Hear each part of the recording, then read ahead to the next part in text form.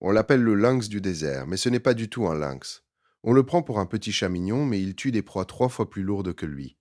On le garde à la maison comme animal de compagnie, mais il porte en lui des milliers d'années de sang sauvage qu'aucun collier ne pourra jamais effacer. Le caracal. Le chat qui n'est pas un chat. Un prédateur qui ressemble à une peluche, mais qui bondit à 3 mètres de haut sans élan et fauche un oiseau en plein vol avec la précision d'un chirurgien. 3 mètres, c'est la hauteur du plafond de votre appartement. Le record du monde humain est de 2,45 m. Le caracal bat ce record sans même forcer, tout en ayant le poids d'un beagle. Le professeur Tertius Cozzi, de l'Université du Cap-Occidental, a comparé les fibres musculaires du caracal à celles d'athlètes entraînés. Résultat, la puissance d'une seule fibre de caracal est 3 fois supérieure à celle d'une fibre humaine. Ce n'est pas une métaphore, ce sont des données du Journal of Experimental Biology. Aujourd'hui, nous allons disséquer cet animal. Anatomie, intelligence, une histoire longue de 4000 ans et une catastrophe silencieuse dont personne ne parle. Restez jusqu'à la fin. Au milieu de cette vidéo, un fait va totalement bouleverser votre vision de ce qu'est un petit chat domestique. On commence. Commençons par son nom. Caracal. Ce n'est pas un surnom, c'est un mot issu du turc. Karakulak. Littéralement, oreille noire. C'est sans doute le nom le plus honnête du règne animal, car les oreilles du caracal sont la première chose que vous voyez et la dernière que vous oublierez. Haute, pointue, couronnée de longs pinceaux de poils noirs d'environ 4,5 cm, presque la longueur du petit doigt d'un adulte. Ces pinceaux sont sa signature, sa couronne, son antenne. À quoi servent-ils? Pour être honnête, il n'y a pas encore de réponse définitive. Plusieurs versions existent. La plus populaire chez les zoologues. Les pinceaux aident les caracals à communiquer entre eux. Ils bougent leurs oreilles. Les pinceaux scintillent dans les hautes herbes, servant de signal visuel. Autre version. Ils servent à chasser les mouches. Troisième version. Ils brisent le contour de la tête dans l'herbe pour servir de camouflage. Les gardiens de zoo qui travaillent quotidiennement avec eux penchent pour la première option. Ils ont observé les caracals secouer rapidement la tête, faisant scintiller les pinceaux pour qu'un congénère réagisse au signal. 20 muscles. Chaque oreille du caracal possède 20 muscles. L'être humain n'en a que 6. Le caracal peut orienter chaque oreille indépendamment de l'autre, comme une antenne radar. Il entend une souris gratter sous une couche de sable. Il entend le bruissement d'une aile d'oiseau à une distance que nous ne pourrions même pas enregistrer. Ces oreilles ne sont pas seulement des oreilles. C'est un radar biologique affiné par des millions d'années d'évolution. Passons au corps. Le caracal est un félin de taille moyenne. Longueur du corps, 61 à 106 cm. Hauteur au garrot, 40 à 50 cm. La queue est courte, de 18 à 34 cm, soit environ un tiers de la longueur du corps. Elle pend droit, comme celle d'un léopard miniature. Les femelles pèsent entre 6 et 16 kg, soit le poids d'un gros chat domestique type Maine Coon. Les mâles pèsent entre 8 et 20 kg, soit le poids d'un bon caniche ou d'un cocker. Le pelage est court, dense, de couleur sable à rouge brique. Le ventre est plus clair avec de petites taches rousses. Les yeux vont de l'or cuivré au gris vert. Notez que chez les petits, les yeux sont bleus, comme chez tous les félins, et changent de couleur en grandissant. Les griffes sont épaisses et recourbées, parfaitement adaptées pour saisir une proie en plein vol. Il y a un détail que peu de gens connaissent.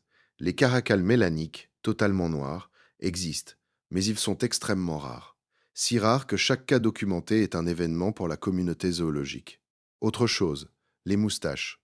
Chez chaque caracal, la disposition des vibrisses est unique, comme une empreinte digitale humaine. Aucun caracal sur la planète n'a exactement la même implantation qu'un autre. Ce n'est pas juste un fait curieux, c'est un outil de travail. Grâce aux pièges photographiques, les scientifiques peuvent identifier des individus précis selon leurs moustaches et les marques sur leur museau. Quand on étudie un prédateur nocturne solitaire qui ne laisse personne approcher à moins de 100 mètres, chaque méthode d'identification vaut de l'or. Une attention particulière doit être portée aux pattes. Le caracal a 4 doigts sur les pattes avant et arrière. Les coussinets sont doux et larges, agissant comme des amortisseurs naturels lors de l'atterrissage après un saut de 3 mètres. Imaginez l'impact. 10 à 15 kg de muscles tombant du troisième étage d'un immeuble. Et pourtant, aucun bruit, aucun craquement. Un atterrissage souple et silencieux. Des chats fantômes. Chez les caracals du désert du Karakoum au Turkménistan, les coussinets sont recouverts d'un poil raide et dru. Des sandales biologiques pour marcher sur le sable brûlant. La température du sable en Asie centrale peut atteindre 60 à 70 degrés Celsius. C'est une véritable poêle à frire. Sans ces poils, le caracal se brûlerait tout simplement les pattes. Dernier détail, les bandes noires qui vont des yeux au nez. On les retrouve chez beaucoup de félins, Mais chez le caracal, elles sont très marquées. Les zoologues pensent qu'elles agissent comme un revêtement anti-reflet, réduisant l'éblouissement du soleil. C'est exactement comme les bandes noires que les joueurs de football américains s'appliquent sous les yeux. Le caracal chasse à l'aube et au crépuscule, quand le soleil est bas, et ces bandes l'aident à fixer sa proie sans plisser les yeux. Parlons géographie. Le caracal occupe un territoire immense, l'Afrique du Sahara jusqu'au Cap, le Moyen-Orient de la péninsule arabique jusqu'à l'Iran, l'Asie centrale, le nord-ouest de l'Inde et le Pakistan. Cet animal a maîtrisé les déserts, les savanes, les forêts sèches, les steppes de montagne et les plateaux rocheux. Selon l'Union internationale pour la conservation de la nature, UICN, le caracal a un statut de préoccupation mineure. Cela semble encourageant, mais seulement si l'on ne regarde pas de trop près. En Asie, les populations s'effondrent. En Afrique du Nord et de l'Ouest, il est devenu rare. En Inde, il est inscrit dans les livres rouges nationaux. Le statut global est une illusion. La réalité locale est une alerte. Et c'est là que ça devient fascinant, car le caracal n'est pas seulement un beau chat. C'est un chef-d'œuvre d'ingénierie évolutive. Son corps est conçu pour une seule explosion fulgurante, un saut mortel et une capture instantanée. Ses pattes arrière sont disproportionnellement longues et musclées par rapport aux pattes avant. Son arrière-train est légèrement plus haut que son garrot, comme chez un lévrier. Cela signifie que son corps est en permanence comme un ressort compressé. Les muscles des pattes arrière, le quadriceps et le jumeau, sont massifs et remplis de fibres à contraction rapide. Ces mêmes fibres de type 2X dont je parlais permettent une explosion de force immédiate, mais elles se fatiguent vite. Le caracal est un sprinter, pas un marathonien. Un effort court, un saut, un coup, tout ou rien. Sa vitesse atteint 80 km par heure sur de courtes distances, soit la vitesse d'une voiture en ville. Pour un animal de 15 kg, c'est comme si votre chat domestique démarrait plus vite qu'un scooter. Mais la vitesse n'est que la moitié du succès. L'atout majeur du caracal, c'est le saut. Il rampe vers un groupe d'oiseaux, se fige, et au moment où il s'envole, il explose vers le haut. 3 mètres à la verticale, c'est la hauteur d'une maison de plein pied. Il déploie ses pattes avant et frappe avec précision, parfois plusieurs fois lors d'un seul bond. On a documenté des cas où un caracal a abattu 2 oiseaux simultanément avec ses 2 pattes différentes. J'avoue qu'à la première lecture, j'ai cru à une exagération. J'ai vérifié. C'est un fait confirmé par des observations dans le parc transfrontalier de Calagadi et par la Société zoologique de San Diego. Autre fait incroyable, le caracal peut retomber sur ses pattes même s'il s'est retourné en plein vol. Comme tous les félins, il a un équilibre exceptionnel, mais chez lui, c'est poussé à l'absolu. Le régime alimentaire du caracal est une encyclopédie de l'opportunisme. Il mange tout ce qu'il attrape, rongeurs, lièvres, damans, oiseaux, reptiles. Parfois de petites antilopes comme les springboks ou les céphalophes. En Algérie, on l'appelle le chat des gazelles, car il chasse la gazelle d'Orcas. En Inde, il s'attaque aux chinkaras, gazelle indienne, pesant 20 à 30 kg. C'est 2 à 3 fois son propre poids. Imaginez, vous pesez 70 kg et vous terrassez seul un taureau de 200 kg. Voilà l'équivalence. Généralement, il chasse des proies de moins de 5 kg, mais il peut s'attaquer à des animaux de 50 kg. Il tue des chacals, des renards, des oryctéropes. Il y a des observations de caracal attaquant de jeunes coudous, une grande antilope, et même des mentions d'attaques sur des autruches. De plus, le caracal cache ses proies dans les arbres, comme le léopard, pour éviter que les charognards comme les hyènes ou les chacals ne lui volent son repas. C'est une force herculéenne pour un animal de cette taille. Le caracal chasse principalement de nuit, à l'aube ou au crépuscule. Le jour, il se repose dans la végétation dense, des crevasses rocheuses ou des terriers abandonnés. Ses grands yeux orientés vers l'avant lui assurent une excellente vision nocturne. La combinaison d'une ouïe fine et d'une vue perçante en fait l'un des chasseurs les plus efficaces. Mais sa technique, c'est surtout la patience. Il rampe pendant des heures, des heures. Il s'aplatit au sol, devient invisible. Son pelage fauve se fond parfaitement dans la savane brûlée. Il progresse centimètre par centimètre sans un bruit. À quelques mètres, il lance son attaque éclair. Tout se joue en une fraction de seconde. En Israël, des biologistes ont vu un caracal rester immobile pendant 40 minutes avant de bondir sur une perdrix. En Iran, il se nourrit de lièvres et de gerbilles. Il est aussi l'un des rares petits prédateurs capables de tuer des serpents. Il le fait avec un coup de patte si rapide que le serpent n'a pas le temps de mordre. Les réflexes du caracal sont plus rapides que ceux d'un cobra. Ce n'est pas une image, c'est de la biophysique. Dites-moi en commentaire, avez-vous déjà vu un caracal, que ce soit en zoo, en documentaire ou dans la nature? Quelle impression vous a-t-il laissé? Le caracal est un solitaire. Il ne vit pas en meute.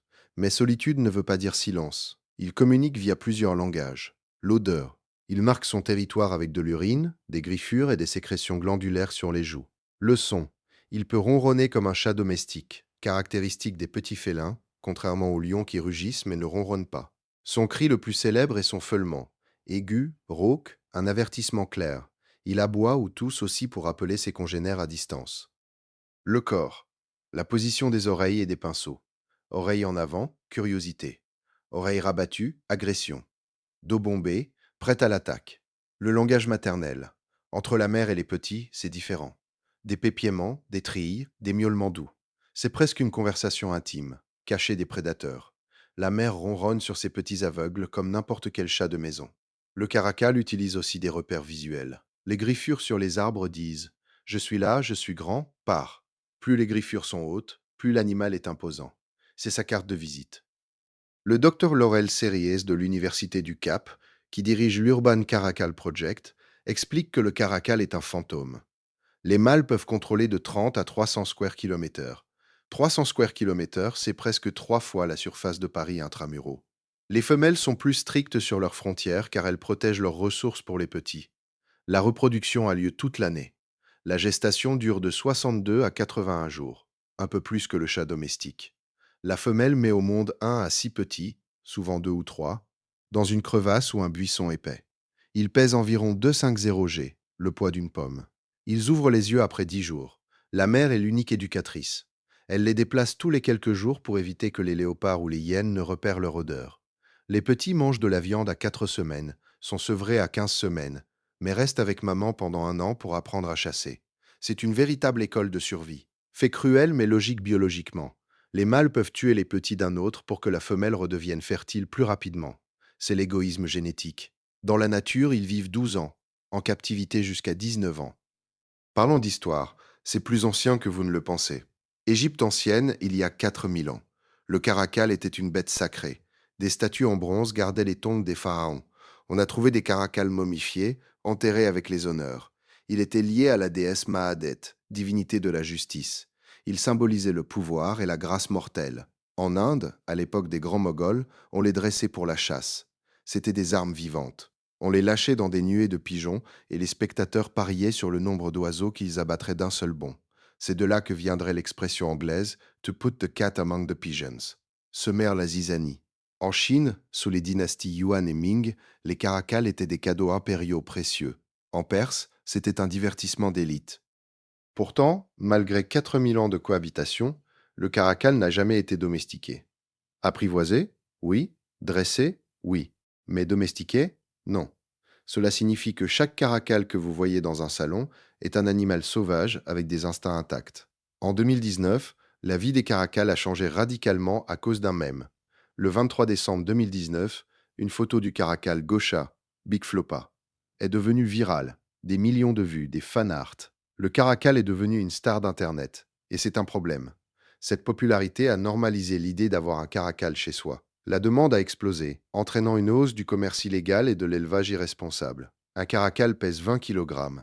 Ses griffes peuvent causer des blessures graves. Il marque son territoire avec une urine forte. Il peut être agressif à la puberté.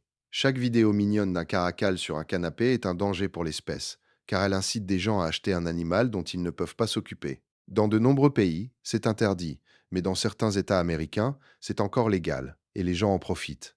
Ces animaux finissent souvent dans des refuges car leurs propriétaires sont dépassés. En Afrique du Sud, le caracal n'est pas un mème. C'est l'ennemi numéro un des éleveurs. S'il y a une ferme de moutons sur son territoire, il viendra. C'est de la biologie. Pour un fermier, c'est une perte financière énorme, estimée à 100 millions de dollars par an pour l'industrie. La réaction est brutale. Extermination. Entre 1931 et 1952, on tuait en moyenne 2200 caracals par an dans une seule région.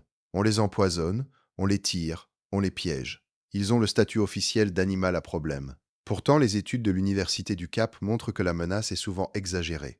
Si les populations naturelles de proies, comme les damanes, sont saines, les attaques sur le bétail chutent, le caracal préfère sa nourriture naturelle. Mais un fermier qui voit une chèvre morte ne cherche pas d'explication scientifique. Il prend son fusil. Il y a aussi le phénomène du surplus killing, tuerie excessive. Dans un poulailler clos, l'instinct du caracal est stimulé par chaque mouvement de panique, et il peut tuer 10 poules alors qu'il n'en mangera qu'une. Ce n'est pas de la cruauté, C'est un bug instinctif causé par un environnement artificiel. Aujourd'hui, on essaye des solutions plus humaines. Chiens de garde, burger d'Anatolie, éclairages spéciaux ou clôtures renforcées. Tuer les caracals ne sert à rien. Un autre prendra immédiatement la place. La nature a horreur du vide. En 2014, le projet Urban Caracal a été lancé au Cap. La ville est entourée par le parc national de la montagne de la Table. L'étude a montré que 50 à 60 caracals y vivent, totalement encerclés par l'urbanisation. Ils sont piégés. Leur diversité génétique s'effondre car ils ne peuvent pas se mélanger avec les populations extérieures. En 2023, des analyses ont révélé des métaux lourds, du poison à rats et des pesticides dans leur sang. Ils mangent des rongeurs empoisonnés en ville. La ville les tue lentement. Les routes sont aussi un immense danger. Le caracal traverse de nuit, le conducteur ne le voit pas, et c'est fini. Gabriella Layton a découvert qu'ils se sont adaptés en chassant dans les vignobles, utilisant les rangs de vignes comme couverture. C'est fascinant. Le prédateur suprême de la région, le dernier après la disparition des lions et léopards locaux, marche peut-être dans votre jardin au Cap pendant que vous dormez. Personne ne le voit. C'est un bastion de vie sauvage au cœur du béton, et il disparaît en silence. Revenons aux muscles. L'étude de 2011 du pré Coetzee a prouvé que les muscles du caracal sont composés presque exclusivement de fibres 2X. C'est une machine explosive. Sa puissance est de 30 watts par litre de muscle, soit autant qu'un champion olympique du 1,00 m. Mais lui pèse 15 kg et fait ça tous les jours pour manger. Sa colonne vertébrale est souple comme un fouet, agissant comme un ressort. Il grimpe aux arbres avec une facilité déconcertante, peut chasser des aigles royaux au repos ou escalader des falaises verticales. Kilo pour kilo, le caracal est sans doute le félin le plus puissant de la planète. C'est de la pure mathématique.